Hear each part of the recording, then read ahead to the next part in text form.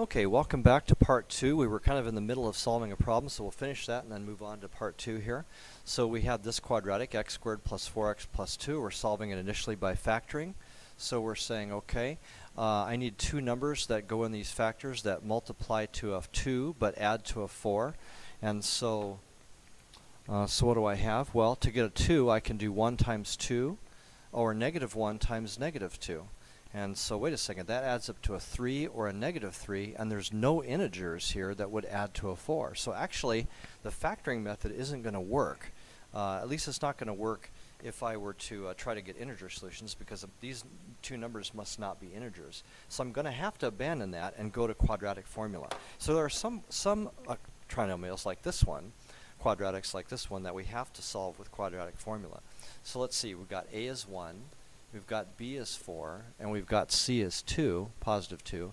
So I could use the quadratic formula, negative b plus or minus the square root of b squared minus 4 times a, which is 1, times c, which is 2, all over 2 times a. Okay, so we have to simplify this, then make negative 4 plus or minus the square root of 16 minus 8 there. 2 times 4 times 1 is 8 over 2. X is negative 4 plus or minus the square root of 8 over 2. I could simplify this radical a little bit, right? I would have, that's going to be the same as the square root of 4 times the square root of 2, which would be negative 4 plus or minus 2 square root of 2. And then actually everything is divisible here by 2, so I could write that as negative 2, the negative 4 divided by the 2, plus or minus square root of 2. So I've got two answers here. I've got negative 2 plus square root of 2, and that x could equal, and I've got x could equal negative 2 minus the square root of 2. Those are the two solutions. Okay, so what did it mean that I couldn't factor this? Well, I mean, technically, all quadratics could be factored, so that means you could write this as x minus, let me give myself a little bit more space here, right? You could write this as x minus this number, which would be negative 2 plus square root of 2, and then x minus the other number, negative 2 minus the square root of 2, and say that's equal to 0. Technically, that's correct. But obviously, it didn't work when we tried to do our factoring procedure, because our factoring procedure pretty much assumes that the numbers are always going to be integers. So I would try factoring generally as the first step to solving a quadratic. But if it doesn't work that you can easily get integer or factorizations, you can always go to the quadratic formula to find the answer. And the two answers here are negative 2 plus square root of 2, that's a number, negative 2 minus square root of 2, a different number. Okay, let's ask us our question about how many solutions we have here. Let me switch to a different presentation. Okay, so let me ask a question. Does a quadratic equation always have two solutions?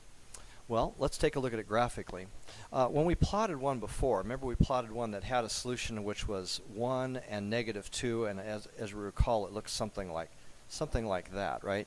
It went through the axis here in two places. So there were two spots where the equation, if I graphed it, was equal to 0. Well, if you think about it, right, that doesn't have to be the case, right? I might have a case where I would have something that looked like this and touched only once, right? Or maybe I have something that doesn't touch at all. Maybe it looks like this and it never crosses the axis, so there's no place where it's equal to 0.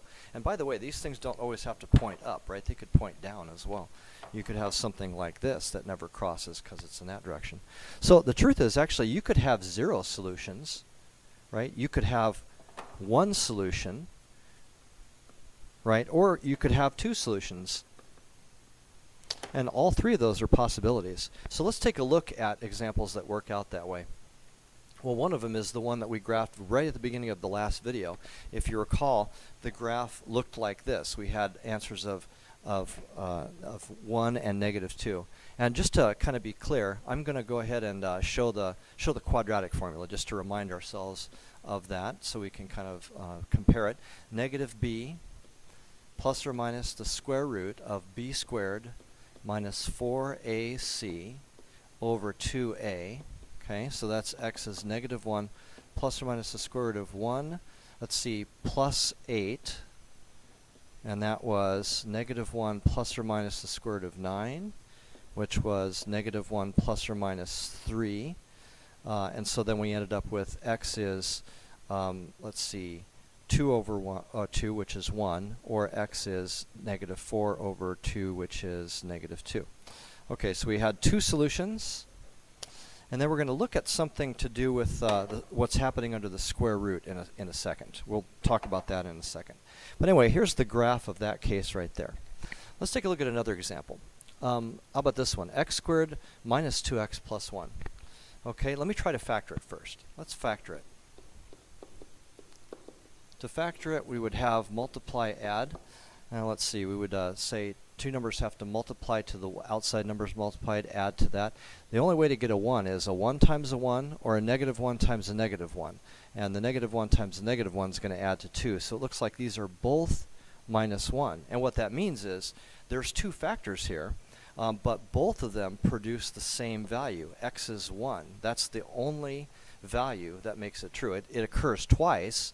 This is really like x minus 1 squared equals 0. But because there's only effectively one factor here, there's only one value of x that works. And in fact, the graph of this looks like this on the right, right? There's only a single value where that's touching. It's touching the x-axis, so y is 0 only in that one place.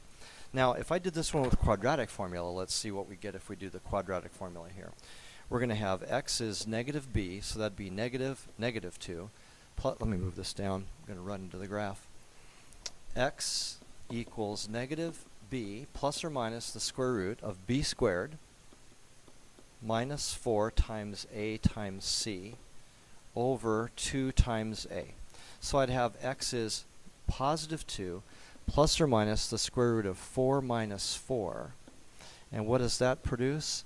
Plus or minus the square root of 0. And since 0 is nothing, we just end up with 2 over 2, and that's why we only have the one solution. So we're going to take a look at what happens with the square root in a second. Okay, and in fact, let's take a look really quickly. So when we had two solutions, we had a square root here, this circled in red, the square root of 9, and that meant that there was a plus case and a minus case, which is why there were two x values, right? But when we have the one that has only one solution, that's because when we do the square root, we end up with a square root of 0. So it's 2 plus or minus nothing, and that means that the plus and minus goes away. So when we have one solution, right? Okay, one last case. What happens if we have one of these where there's no solution? Okay, let's take this one. X squared minus 2x plus 2 equals 0. The graph of that's on the right. It's actually high enough that it never does touch 0, touch the x-axis.